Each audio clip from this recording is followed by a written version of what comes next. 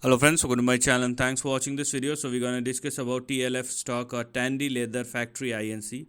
Now this is the price chart of TLF stock and it's been moving up and down, which one can clearly see. Now the question over here is what lies ahead, and for that this is what we have. We need to do some hypothesis because obviously we can't go beyond the range, and here we are considering the current low as the final low, and that's why one must not go below the lower levels, or in this case the support and the stop loss. So what do we basically look at as far as TLF stock is concerned is this particular range.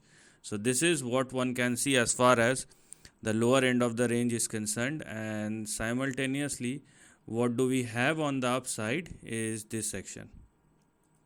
Okay, and this is what one can consider as far as the upper end of the range is concerned. So this is what we have. Now one can see what is happening and what may happen going forward.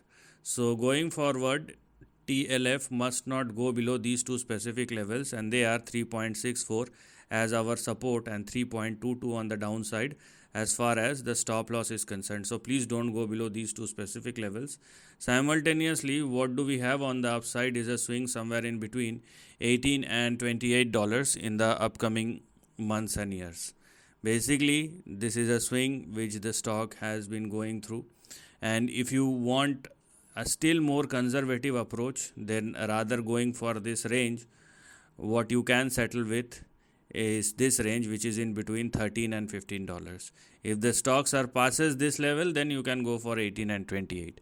But yes, this is giving this chart is giving an indication that obviously it is moving higher if it continues to trade and sustain above the support and the stop loss level. So this is the end of the video. Thanks for watching.